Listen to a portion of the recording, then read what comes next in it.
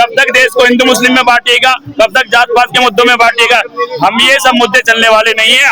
ये कुछ जोम्बीज लोग हैं जो इस प्रकार की बातें करते हैं कि ये धर्म जाति के नाम पर चल रहा है, ऐसा कुछ नहीं है। इस देश की मिट्टी में मोहब्बत है, प्रेम है, भाईचारा है। हो सकता है कुछ लोग हमसे नफरत करते हो, ना तो हम किसी यहाँ राजनीतिक उद्देश्य की पूर्ति के लिए आए हैं और ना ही किसी धार्मिक उद्देश्य के लिए आए हैं, ना किसी जातिगत उद्देश्य के लिए आए हैं, और ना ही हमारा कोई व्यक्तिगत स्वार्थ है।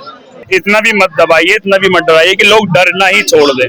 हम डरने वाले नहीं हैं। हम छात्रों की न्याय के लिए लड़ रहे हैं, देश के हित के लिए लड़ रहे हैं, देश के भविष्य के लिए लड़ रहे हैं। आप क्या डराना चाहते हैं हमें? अरे ज्यादा ज्यादा क्या होगा, जेल डाल देंगे, फांसी दे देंगे, बुलडोजर कर देंगे, इससे ज्यादा क्या होगा। लेकिन कम से कम देश के छात्रों को तो न्याय मिले। अगर मेरी जान जाकर देश के छात्रों को न्याय मिलता है, नफरत हारेगी, मोहब्बत जीतेगी। और जो लोग हमसे नफरत करते हैं, हम तो उनसे भी प्रेम करते हैं, उनको भी हम मोहब्बत करेंगे, क्योंकि वो भी हमारे देशवासी हैं, क्योंकि वो भी हमारे भाई हैं, वो भी हमारे भाई हैं। ये मेरे नीरज शर्मा जी हैं, एक ही प्लेट में हम खाना खाते हैं। ये ब्राह्मण है, ये मेरे मालवीय नगर के हीरो हैं। 45 लोगों को रेस्क्यू किया इन्होंने।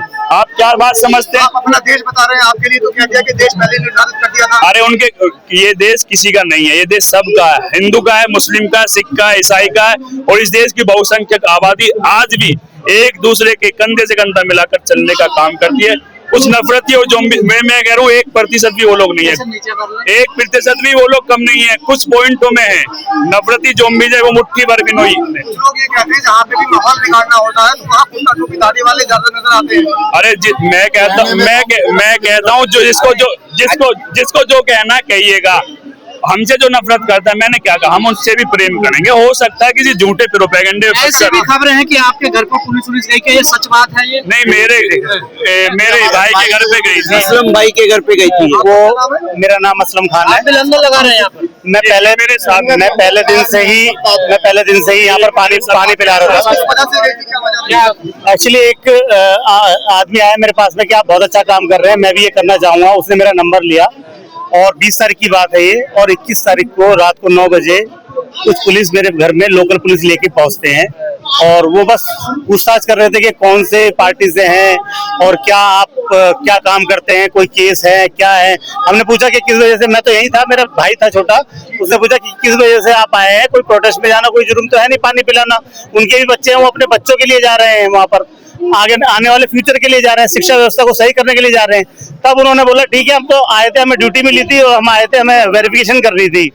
और तो उन्होंने थोड़ा सा, परिवार तो दुखी हुआ मेरा, रात भर उस दिन सो भी नहीं पाया, क्योंकि अगर पानी पिलाने के लिए इतनी बड़ी सजा मिल रही है तो मैंने बोला कि मैं लेने को तैयार हूँ, मैं लेकिन यहाँ पर सेवा करता रहूंगा, पानी पिलाता रहूंगा। और यहाँ पर जब तक ये आंदोलन चलेगा, जो छात्रों की आवाज है उसको वो दबे ना, कहीं से वो कमजोर ना हो, उसके लिए मैं खड़ा रहूंगा। इतना भी मत दबाइए कि लोग डरना ही छोड़ दें। हम डरने वाले नहीं हैं। हम छात्रों की न्याय के लिए लड़ रहे हैं, देश के हित के लिए लड़ रहे हैं, देश के भविष्य के लिए लड़ रहे हैं। आप क्या डराना चाहते हैं हमें? अरे ज्यादा ज्यादा क्या होगा, जेल डाल देंगे, फांसी दे देंगे, बुलडोजर कर देंगे, इससे ज्यादा क्या होगा। लेकिन कम से कम देश के छात्रों को तो न्याय मिले।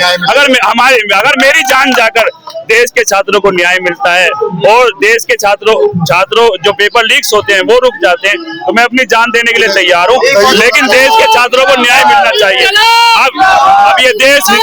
अब ये देश जाग रहा है, जागृत हो रहा है, देश का युवा जागृत हो रहा है। अब कहीं ना कहीं वो अपने लिए अच्छी शिक्षा मांग रहा है, अच्छी चिकित्सा मांग रहा है, अच्छा स्वास्थ्य मांग रहा है, अच्छी सड़कें मांग रहा है और अच्छी सुरक्षा मांग रहा है और अच्छी अर्थव्यवस्था चाहता है, अच्छे अस्पताल चाहता है। इस आंदोलन से शुरू होने से पहले तमाम मौलानाओं ने ये अपील की थी मुस्लिम समाज से कि इस आंदोलन से ना जुड़े। मैं ये समझता हूँ ये झूठा एक प्रोपेगेंडा फैला गया है। जब ये आंदोलन धर्म के लिए है ही नहीं, किसी धर्म के खिलाफ नहीं है, ये एक फेक प्रोपेगेंडा फैला है। निशाना बनाया कि मुसलमानों को डाले टोपी दे, ये भी कहा जा रहा था। अरे ये झूठा प्रोपेगेंडा मत फैलाइए।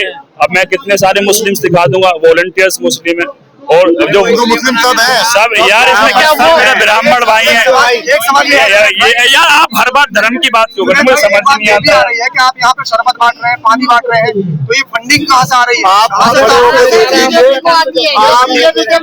सुने सब मिलजुल कर करते हैं। अरे सब मिलजुल कर करते हैं। आप खड़े होकर देख सकते हो ये उठा है कि जो कुर्ता टोपी वाले लोग हैं ये कहीं विदेशों से फंडिंग करके तो यहाँ पे देखिए जब कैमरा बंद हो जाता है ना तो जो कैमरे वाले जो पत्रकार महोदय भी हैं 2 पेटी वो भी देके जाते हैं हमें, उन्हें भी पता है भविष्य उनके बच्चों का भी हमारे ड्राइवर क्या, टैक्सी ड्राइवर क्या, एक मजदूर भी लोग साइकिल खाना बना के ला रहे हैं वो भी यहाँ पर बढ़ता है। एक साइकिल वाला रोज बर्फ लेके जाता है। रही बात शिक्षा मंत्री ने जो कहा बयान आपने सुना होगा टीवी में इंटरव्यू में कहा कि ये जो जंतर मंदिर पर लोग बैठे हैं ये दहशतगर्दों की बेटी में। हमने सुनो उत्तर ले लीजिए। अरे हम उसका उत्तर दे रहे हैं, हम उसका उत्तर दे रहे हैं, सुन लीजिएगा। अरे हम उसका उत्तर दे रहे हैं, सुनो दहशतगर्द। अरे सुनो अरे हमने किसान आंदोलन में हम रहे हैं, अरे सुन तो लीजिएगा। हम किसान आंदोलन में रहे हैं, हमें आंदोलन और 1 साल से अधिक हमने संघर्ष किया। हम सड़क पर वहीं सोते थे क्योंकि मैं मानता हूँ जो वो कानून आए थे 3 कानून, मैं तो उनको काले कानून कहता हूँ, और अंततः वो वापस भी हुए। दुर्भाग्यवश 700 से अधिक किसान उसमें हमारे चले गए, वो मुझे बहुत दुख है। लेकिन हमें भी आंदोलन जीवी बोला गया, हमें खालिस्तानी बोला गया, हमें पाकिस्तानी बोला गया, बांग्लादेशी बोला गया और न जाने क्या क्या बोला गया, देशद्रोही बोला गया। ये सब तो जो इनके व्यवस्था के खिलाफ, जो इनकी व्यवस्था के खिलाफ आवाज उठाएगा वो उसको ये टैग देते हैं। हम इन टैग वैग से डरने वाले नहीं हैं। हमको न्याय चाहिए। मतलब इतने मुल्ला जी के साथ कैसे बिल्कुल एकदम इनके साथ है। और देखो मुसलमान का क्या साथ भाई, एक थाली, एक रोटी, एक जगह से खा रहे हैं, एक जमीन से खा रहे हैं, तो बिल्कुल साथ है। और रही दहशतगर्दों वाली बात, नीरज शर्मा, हम दहशतगर्दों को परमिशन इन लोगों ने ही दी है। अगर हम दहशतगर्द होते तो इन दहशतगर्दों को परमिशन कौन दे रहा है यहाँ प्रोटेस्ट करने की? परमिशन दी है, स्टार्टिंग में परमिशन दी है ना। तो देखो अगर तो जिस दिन सुनो आप कह रहे हो प्रोटेस्ट की परमिशन नहीं है। जो 20 से 21 लोग मर गए उन्हें किसने परमिशन दी मरने की? जो पेपर लीक्स हो रहे हैं किसने परमिशन दी पेपर लीक्स करने की? यार क्या मूर्ख बना रहे हैं? कब तक देश को हिंदू मुस्लिम में बांटेगा? कब तक जात पात के मुद्दों में बांटेगा? हम ये सब मुद्दे चलने वाले नहीं है। हमारा सामूहिक लक्ष्य फिर से वही है, धर्मेंद्र प्रधान को इस्तीफा। बिल्कुल एक है, धर्मेंद्र प्रधान जी को कह रहे हैं कि ये संख्या भी हजारों की संख्या में है और ये बहुत बड़ा मोमेंट बनता जा रहा है। पूरे देश के लोग एकजुट हो रहे हैं, पूरे देश के हम छात्रा एकजुट हो रहे हैं। और जब तक न्याय नहीं मिल जाता हम निरंतर संघर्षरत रहेंगे, आंदोलनरत रहेंगे। और हमारे इस आंदोलन को आज बहुत बड़ा बल मिला है और हमारे सोनम वांगचुक जी यही भूख हड़ताल पर आज बैठे हैं और कहीं ना कहीं प्रभाव पड़ रहा है। ऐसा नहीं है, वो दिखा नहीं रहे कि प्रभाव पड़ रहा है। ये कहा जाता है कि हमारा काम तो सिर्फ पंचर बनाना है, आपको पूरे टेस्ट में कैसे आ गया? सिर्फ मैं इस प्रकार की भाषा तो मैं उचित नहीं समझता, लेकिन मैं ये समझता हूँ ना तो हम किसी यहाँ राजनीतिक उद्देश्य की पूर्ति के लिए आए हैं और ना ही किसी धार्मिक उद्देश्य के लिए आए हैं, ना किसी जातिगत उद्देश्य के लिए आए हैं और ना ही हमारा कोई व्यक्तिगत स्वार्थ है।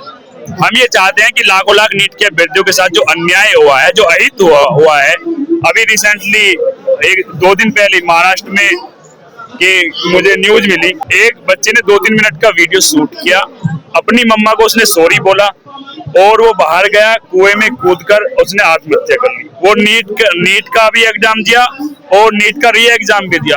हो सकता है उसका नीट का जो पहला वाला पेपर था वो अच्छा गया हो और उसको उम्मीद हो कि हाँ मेरा कुछ सफल रिजल्ट निकल सकता है और री नीट का जो एग्जाम आया हो सकता है वो कुछ वो हो गया। वो तो देखो ये जो कॉम्पिटिटिव एग्जाम होते हैं ये इसमें पढ़ाई भी जरूर होती है लेकिन इसमें लक भी होता है। लक क्या होता है इसमें कि जो हमारे क्वेश्चन याद करे हुए वो लग जाए।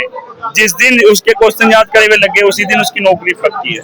जुनेद भाई एक और बात कही जा रही है कि दाढ़ी टोपी वाले तो मदरसे में जाए, इनका नीट से क्या मतलब? सुनिए मेरी बात। मैं स्वयं एक छात्र हूँ, जुडिशरी की तैयारी कर रहा हूँ और पेशे से अधिवक्ता भी हूँ और कहीं ना कहीं मैं छात्रों के दर्द को समझता हूँ। इसमें मैं फिर एक बात कह रहा हूँ कि इसमें तो धर्म का कोई एंगल ही नहीं है। आप धर्म की बात ही क्यों करते? मुझे तो समझ यही नहीं आता। अरे शिक्षा पे बात करिए, रोजगार पर बात करिए, चिकित्सा पे बात करिए। ये कुछ जोम्बीज लोग हैं जो इस प्रकार की बातें करते हैं कि ये धर्म जाति के नाम पर चल रहा है। ऐसा कुछ नहीं है। इस देश की मिट्टी में मोहब्बत है, प्रेम है, भाईचारा है। हो सकता है कुछ लोग हमसे नफरत करते हो सकता है कि वो किसी झूठे प्रोपेगेंडे में फंसकर उस समय के लिए नफरत के मार्ग पर चल रहे हो, असत्य के मार्ग पर चल रहे हो। लेकिन सुनिएगा, इस देश की मिट्टी में मोहब्बत है, प्रेम है, भाईचारा है। यहाँ पर नफरत ज्यादा दिन टिक नहीं सकती है। इसलिए कहना चाहते जय हिंद, जय भारत, भारत माता के जय, भारत माता के सुनो भाई बोल रहा हूँ, भारत माता की जय, भारत माता की जय। देखो, इस आंदोलन ने दिया क्या है? इस आंदोलन ने ये दिया, एक तो इस्तीफा देके हम लेके रहेंगे हम, उसके बाद में हमारे ये असलम और जुनैद भाई, ये हमें भाई मिले हैं। अभी तो हम आखिरी तक मेरा नाम डॉक्टर दिगे है, मैं मुंबई से आया हूँ। हम यहाँ आए थे इसी के लिए कि पूरा देश जुट जाए और इसमें आ जाए। लेकिन जिस तरह से ये असलम भाई और ये मिले हैं, तो ऐसे भाई हमें मिल गए, तो अभी आगे चल के हम पूरा आंदोलन जब तक इस्तीफा नहीं लेंगे तब तक यहाँ से बाहर जाने नहीं वाले।